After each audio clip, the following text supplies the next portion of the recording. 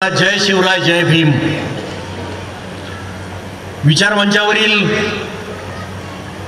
निष्ठावंत शिवसैनिक खासदार राजन विचारे साहेब, मी ज्यांचा फॅन आहे जबरदस्त, असे जबरदस्त वक्ते, एक रांगडार रुबाबदार माणूस ज्यांना मला ऐकायचं आहे असे भास्करराव जाधव,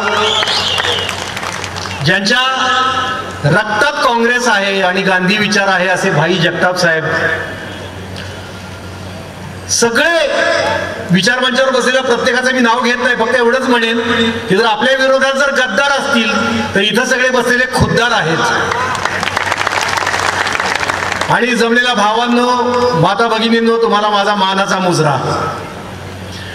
बऱ्याच जणांना वाटतं एखादा नट ज्यावेळी राजकीय मंचावर उभा राहतो तेव्हा, मी जेव्हा शिवबंधन बांधून घेतलं, शिवसेनेत आलो, तेव्हा बऱ्याच जणांना प्रश्न पडला होता की का आला असेल. मी एक थोडक्यात सांगतो, बाकी माझं भाषण सुरू करायच्या आधी, मला कुठलीही राजकीय महत्वाकांक्षा नाही, मला कुठलं पद नकोय. मला शिवसेना प्रमुख उद्धवसाहेब ठाकरे जे काही जबाबदारी सोपवतील ती मी निष्ठेनं करेन. मला कुठलंही पद नकोय. फक्त झालंय काय की आत्ताची जी परिस्थिती आहे भोवतालची, त्या परिस्थितीमुळे संवेदनशील अभिनेता किंवा संवेदनशील माणूस म्हणून मी अस्वस्थ आहे. आणि म्हणजे तुकोबाराय जसं म्हणतात, बुडतं हे जन न देखवे डोळा, येतो कळवळा म्हणून. माझे सर्वसामान्य गोरगरीब कष्टकरी शेतकरी बुडतायत, ते मला बघवत नाही, म्हणून मला त्यांचा कळवळ आलाय. आणि ही व्यवस्था बदलण्याच्या कामात माझा खालीचा वाटा असावा म्हणून मी ओरिजिनल शिवसेनेत प्रवेश केला. आता नमनाला घडाभर तेल जाळत नाही मी, थेट मुद्द्यावर येतो. महत्वाची गोष्ट सांगतो, आत्ताची लोकसभा निवडणूक हा आपला दुसरा स्वातंत्र्य लढा आहे. पुन्हा एकदा सांगतो, दुसरा स्वातंत्र्य लढा आहे. तब्बल 150 वर्ष आपल्या पूर्वजांनी रक्त घाम गाळला, प्राणांची आहुती दिली, तेव्हा कुठे या देशात लोकशाही आली, लोकांचं राज्य आलं. आणि या नालायक कारस्थानांना आपण 10 वर्ष सत्ता दिली, 10 वर्षात त्यांनी लोकशाही मातीत घातली. आपण गुलामगिरीच्या जोखडात पुन्हा एकदा अडकलोय. आपली तरुणाई, त्यांचं भवितव्य अंधारात गेलंय. आपल्या पुढच्या पिढ्यांचं स्वातंत्र्य धोक्यात आलंय. आणि राजन विचारे साहेब, सगळ्यात दुर्दैवाची गोष्ट ही आहे की आपल्याच मतदारसंघातला एक लोकप्रतिनिधी ही परिस्थिती आणखीन वाईट करायला कारणीभूत ठरलाय. त्यानं आपला विश्वासघात केलाय. तुम्ही सगळ्या मतदारांनी मतदान करताना हा विश्वासघात लक्षात ठेवा, ती सल मनात ठेवा. अहो, जनता हुकुमशाहीच्या पायाखाली चिरडली जात असताना, महागाई बेरोजगारी यांचा कहर होऊन जनतेचं जगणं हराम झालेलं असताना, महिलांवर बलात्कार करणारे, अत्याचार करणारे हे सगळे नराधम आहेत, ते सत्ताधाऱ्यांचा हात धरून मोकाट फिरताना बघून आपल्या माता भगिनी हवालदिल झालेल्या असताना, म्हणून ते जनता, आपल्याला काय करायचंय, आपण आपल्या ईडीच्या फासातनं रिकामं होऊया आणि आपल्या भ्रष्टाचारावर पांघरून घालूया. या स्वार्थापोटी या गद्दारांनी तुमच्या आमच्याच नाही, शिवसेनेच्याच नाही, उद्धवसाहेब ठाकरेंच्याच नाही, तर तमाम मराठी मुलकाच्या पाठीत खंजीर खुपसलाय. या मराठी मुलकानं अख्ख्या देशावर आलेलं हुकुमशाहीचं सावट आपण रोखून धरलं होतं. ते सावट पुन्हा आणण्यात या गद्दारांचा खूप मोठा हात आहे. आता ही हुकुमशाही उलथून टाकण्यात तुमचा हात पाहिजे. तुमच्या हाताच्या एका बोटात ती ताकद आहे. अशी ताकद दाखवा, अशी ताकद दाखवा की ईडी परवडली पण हा दणका नको, असा आवाज आला पाहिजे. आपल्या शिवसेनेचे निष्ठावंत शिवसैनिक राजन विचारे यांना मत देऊन, मशाल चिन्हासमोरचं बटन दाबून तुम्ही ते स्वराज्य परत आणण्यात खारीचा वाटा उचलू शकता, ज्या स्वराज्याचं स्वप्न छत्रपती शिवाजी महाराजांनी बघितलं होतं. आणि शाहू फुले आंबेडकरांनी ते स्वप्न साकार केलं होतं. आजकाल आपल्या भोवती अन्यायाचा अराजकाचा अंधार पसरलाय. या अंधारातनं ही मशालच तुम्हाला प्रकाशाची वाट दाखवू शकते. पुन्हा ते दिवस तुम्हाला दाखवू शकते ही मशाल, ज्या काळात तुम्ही मोकळेपणानं श्वास घेऊ शकत होता,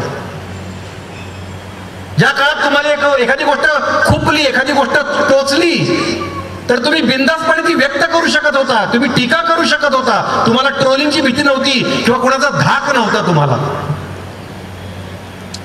ही मशाल तुम्हाला ते दिवस परत आणून देईल ज्या काळात तुमच्या मागण्यांसाठी तुम्हाला आंदोलनाचा मार्ग मोकळा होता. तुमच्या मार्गात कोणी खिळे ठोकत नव्हतं किंवा तुम्ही आंदोलन केलं म्हणून तुमच्या मागे SIT लावणारं कोणी नव्हतं.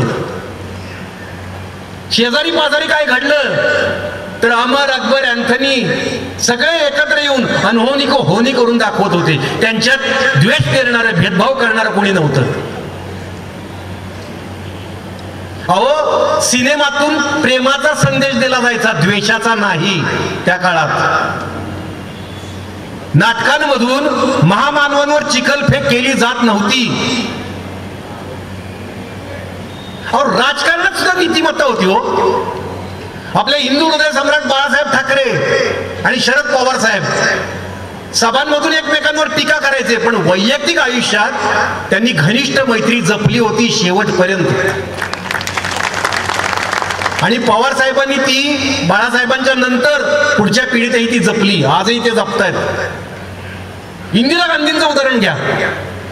त्यांच्या एक वेळ अशी होती, असं मी ऐकलंय, आता भाई जगतापांना माहित असेल किंवा जुन्या सिनियर राजकीय नेत्यांना माहिती असेल की एक वेळ अशी होती की इंदिरा गांधींच्या एका सहीमुळे शिवसेनेवर बॅन येऊ शकत होता आणि ती सही करावी, शिवसेनेवर बंदी आणावी म्हणून इंदिरा गांधींवर प्रचंड दबाव होता.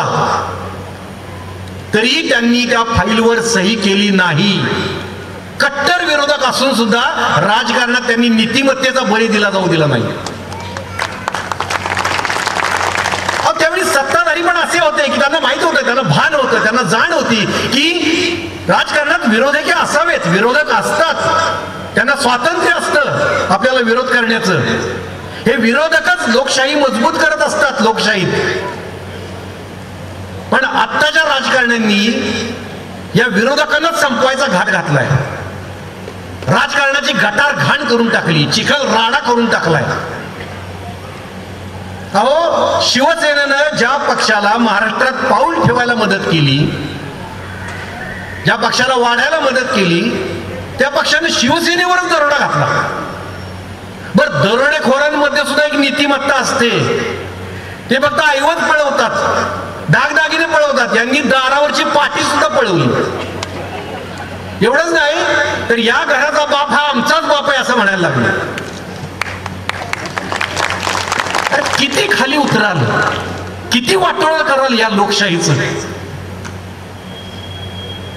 तुम्हाला एकच सांगतो, आत्ता जर मतदान करताना तुम्ही चुकलात तर कदाचित ही शेवटची निवडणूक असेल, कदाचित शेवटची निवडणूक असेल असं मी म्हणतोय.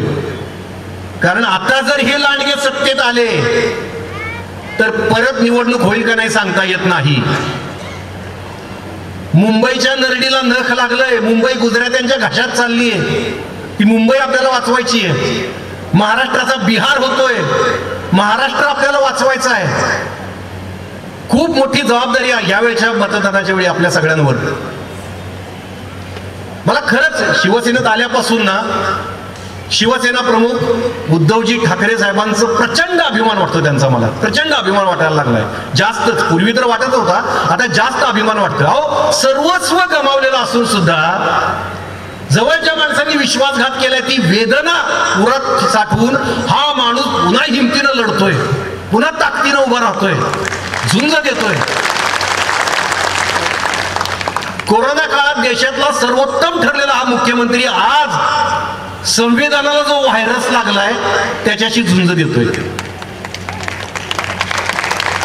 म्हणून संविधान वाचवण्यासाठी आपण उद्धव ठाकरे साहेबांच्या पाठीशी उभं राहिलं पाहिजे. आपण त्यांना साथ दिली पाहिजे. मला मनोमन असं वाटतं अहो संकट काळात खरी कसोटी लागते माणसाची. आणि इथं माझे खूप सिनियर राजकीय नेते बसलेत, त्यांच्या साक्षीने मी सांगतो, कुठल्याही राजकीय नेत्याचं सत्व कधी कळतं माहितीये का? जेव्हा सत्ता नसते तेव्हा. सत्ता नसते तेव्हा त्याची हिंमत कळते, त्याची ताकद कळते. अहो सत्ता आल्यावर कुणीही माज करतो. आपण बघतोय ना, चिलट उंदरं मांजरं सुद्धा माज करतात सत्ता असल्यावर. सत्ता नसल्यावर जो टिकतो, हिमतीनं उभा राहतो, आपल्या उद्धव साहेब ठाकरेंसारखा. असा ठाकरी बाणा ताट कणा असे असलेले आपले शिवसेना प्रमुख कुठे, आणि भाजपच्या तालावर नाचणारे डुप्लिकेट शिवसेना प्रमुख कुठे? काय बरोबरी तरी होऊ शकते का? हा, अहो त्यांच्यापुढे माईक काढून घेतला तरी त्यांना काय वाटत नाही. त्यांनी काय बोलायचं हे चिठ्ठी देऊन सांगायला लागतं. मध्ये तर मला एकदम डोकं फिरलं होतं, सगळ्यांचं डोकं फिरलं होतं, सगळा महाराष्ट्र पेटला होता. हा, लाखो मराठा रस्त्यावर उतरले होते, वातावरण गंभीर होतं. पत्रकार परिषदेला हे चालले आणि काय म्हणाले, आपण आपलं बोलायचं, मोकळं व्हायचं, निघून जायचं. मतदारांनो, आता आपण राजन विचारेंना मत द्यायचं, मशाली पुढचं बटन दाबायचं, मोकळं व्हायचं आणि त्यांना पण मोकळं करायचं. हा, आंदोलनकर्त्यांविषयी काय भाषा होती, एका लिमिटच्या बाहेर गेले की आपण कार्यक्रम करून टाकतो. राज्यातला उच्च पदस्थ नेता आंदोलकांविषयी असं बोलतो, गल्लीतल्या टपोरी पोरांची भाषा वापरतो. आता आपल्या पण लिमिटच्या बाहेर गेलो. आता मशाली पुढचं बटन दाबायचं ना, आपण पण करेक्ट कार्यक्रम करून टाकायचा. हा महाराष्ट्र देशाला स्वातंत्र्य मिळवून देणारा आहे. हा महाराष्ट्र देशाला समता शिकवणारा आहे, वेगवेगळ्या धर्मात जातीत बंधुता शिकवणारा आहे. हा महाराष्ट्र धर्मात फूट पाडत नाही, माणसा माणसात भिंती उभा करत नाही, हे दाखवून द्यायची ही वेळ आलेली आहे. शेवटी जाता जाता राहत इंदुरींचा एक शेर ऐकवतो, जो आज साहिबे मसनद है कल नहीं होंगे. साहिबे मसनद म्हणजे सत्ताधारी. जो आज साहिबे मसनद है कल नहीं होंगे, किराएदार है, जाती मकान थोड़ी है. और सभी का खून शामिल है यहाँ की मिट्टी में, सभी का खून शामिल है यहाँ की मिट्टी में, किसी के बाप का हिंदुस्तान थोड़ी है.